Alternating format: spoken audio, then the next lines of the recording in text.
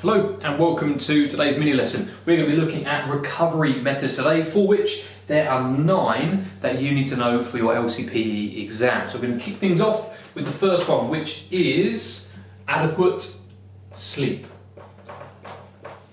And the first 3 we are going to look at are more lifestyle methods which people can incorporate regardless of their financial barriers or time commitments or things like that, which we'll cover later on. But sleep is something which anyone can achieve. And ideally someone wants to be having 6 or 7 or 8 hours of sleep per day. But if they don't achieve that, then napping of 30 to 40 minutes at a time, napping is a good way to promote or to help build up that total 6, 7 or 8 hours total. Our second one, which we can achieve through lifestyle, is our diet.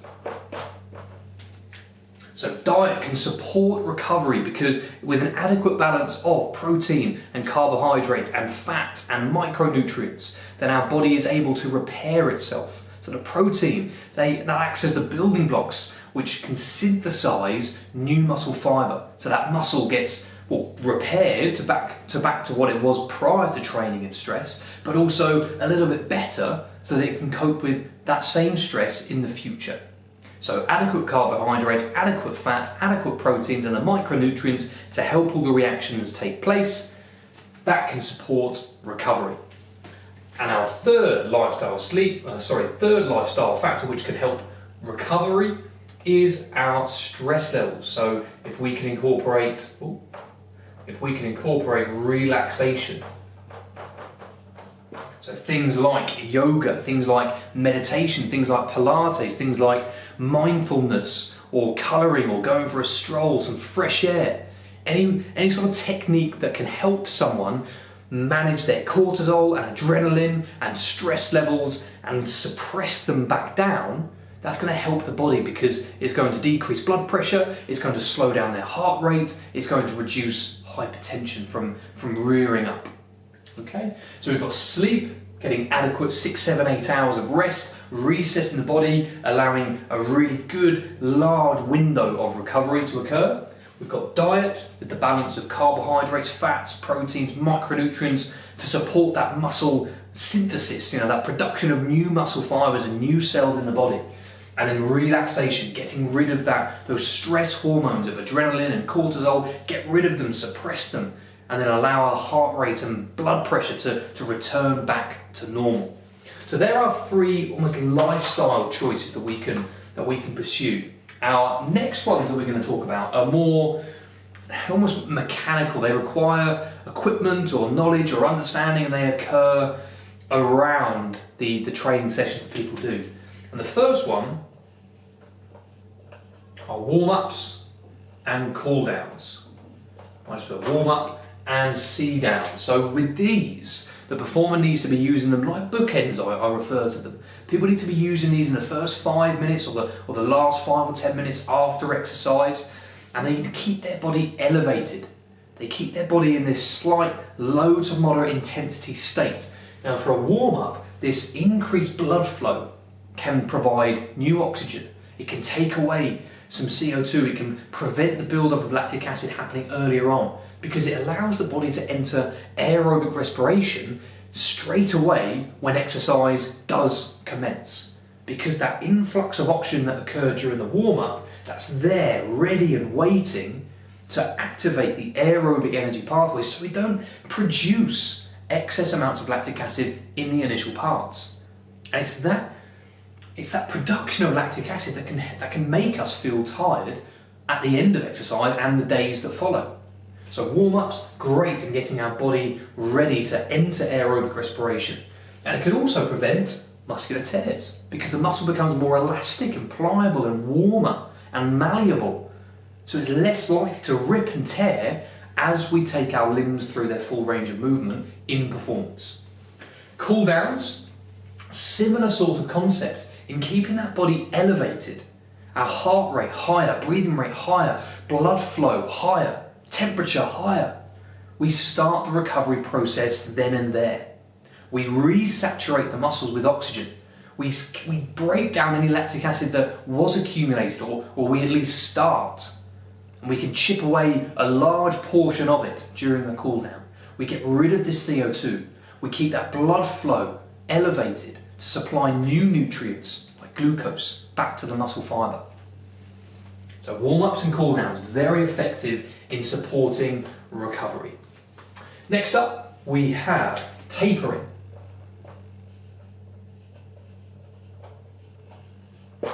So tapering is the reduction in training intensity 3 to 4 to 5 days prior to the main event.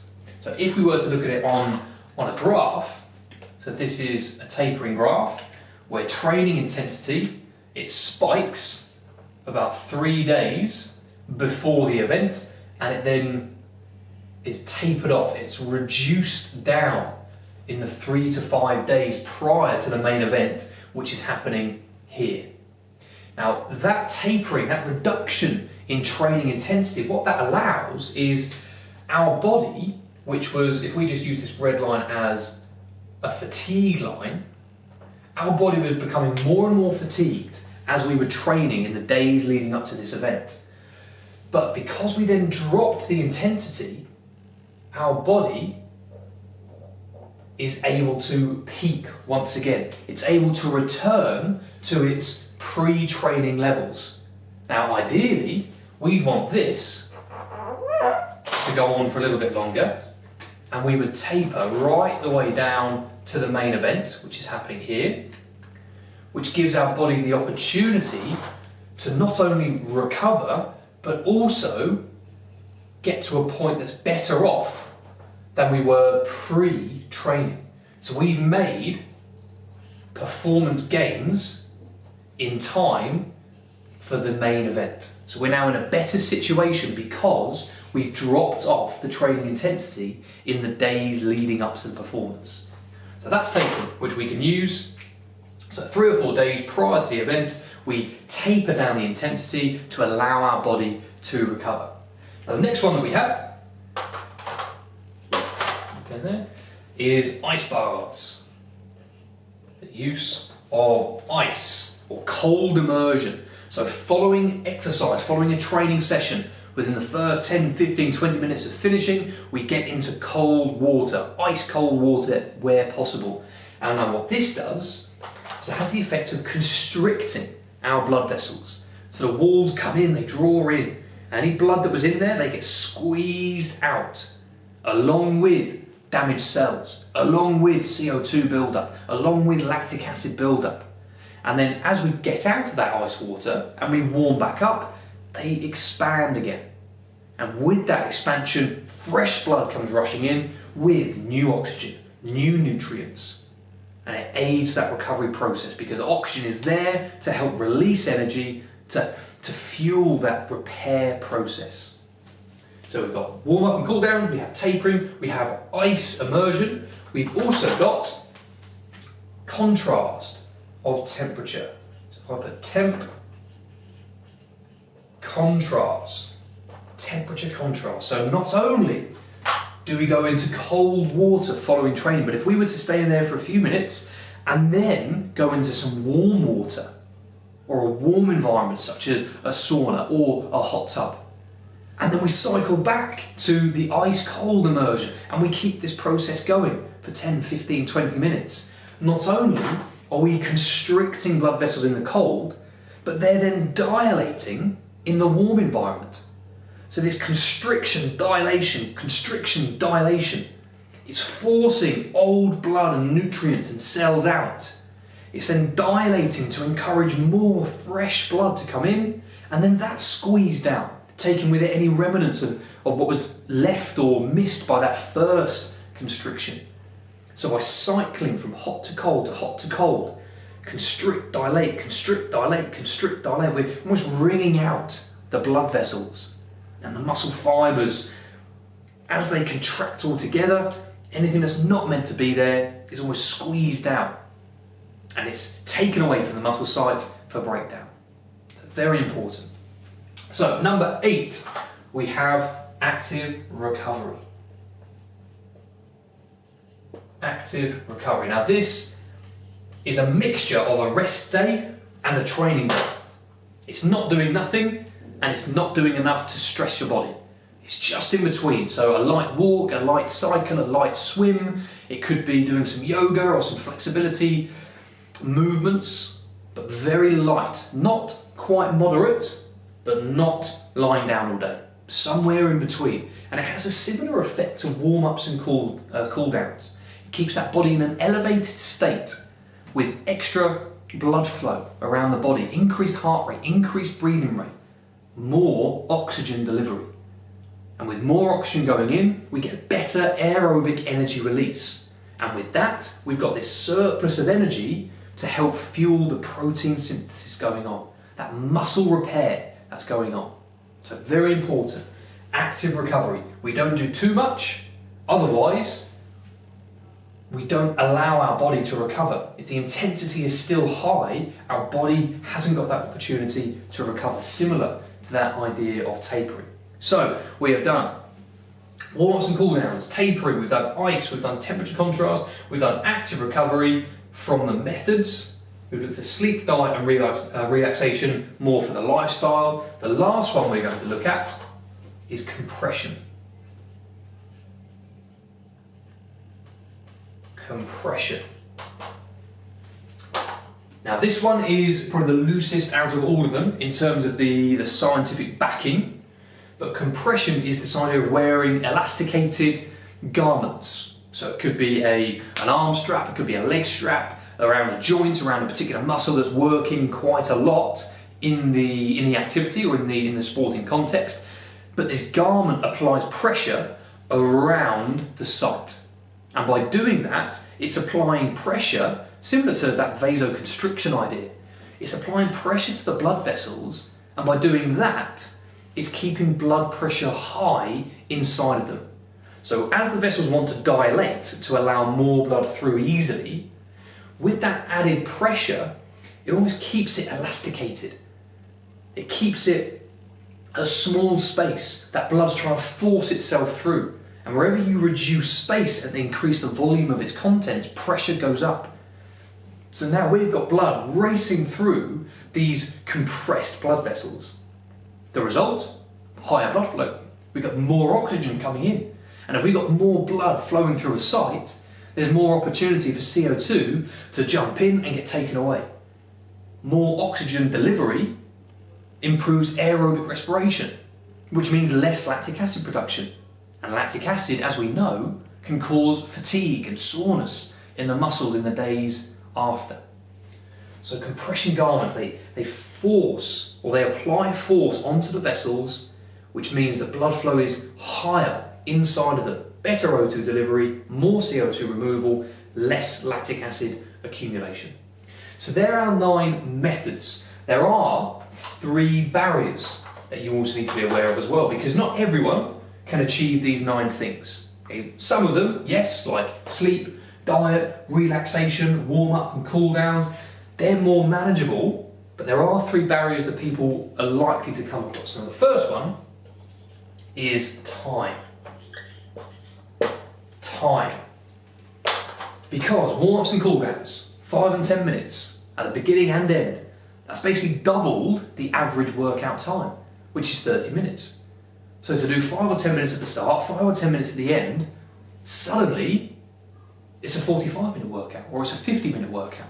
It's getting longer and longer. And then if you were to combine that with temperature contrast of running your cold bath, getting the hot tub ready, getting to the facility and then going through those cycles, it's all adding up. And for someone with family commitments or social commitments, school, work, whatever it might be, if 30 minutes is all they've got, is it better to spend it exercising or recovering from a short exercise window? So time, definitely a barrier to some people, for some of these at least. Sleep, they should always be aiming for that 6 or 7, 8 hours. Diet, they should always be aiming for that balanced, well-rounded, carbohydrate, protein, fat, micronutrient-rich diet. But perhaps not the ice baths, the temperature contrast, the warm-ups, the cool-downs, the active recovery on days that they weren't able to make the gym. Who says that they've got time to be recovering? So potentially time. Second barrier that we have is cost.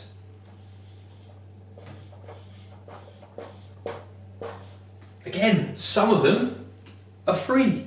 To sleep properly, to make sure that you buy the right things for your food rather than the wrong things. Relaxation, sitting down for 10 minutes and just closing your eyes is free. You're not required to purchase hundreds and hundreds of euros worth of anything. So some of them are free, but others, there is that financial barrier. For elite performers, they will probably need some form of sponsorship, or they would need to commit their finances to the cause, commit to training in order to overcome some of them, especially compression garments, 40, 50, 60 euro a pop. Ice baths, temperature contrast, how much does it cost to have an ice bath and a hot tub, either in your house or in your training facility, or to pay to access the facility with these recovery facilities inside of? The costs start to add up, and it might stop people from recovering effectively. So we have time, we have cost, and the last one is understanding or knowledge. What about understand? I've rattled through these here, and some of them are on the surface a little bit more obvious to achieve, but others, any sort of errors or misunderstandings, such as active recovery intensity, such as warm-up order or cool-downs order, it's easy to get things wrong. And someone without the understanding on how to actually complete some of these methods correctly, it's not just they're not going to help them, they could actually harm them. So incorrect knowledge or a lack of understanding could actually lead to injury. It could lead to worse recovery than if they were to just do nothing. So understanding could also be a barrier to effective recovery. And that is that. So 9 recovery methods. We've got sleep, diet, relaxation, 3 which are very easy to incorporate into lifestyle, and then 6 others: warm-up, cool-downs, tapering, ice baths, temperature contrast, active recovery, compression garments. They can also be used, but the caveats of time, cost and understanding. 3 potential barriers to stop someone from availing of these 9 methods. So that was recovery methods. I hope you found that useful, and I look forward to seeing you again in the next one. Bye for now.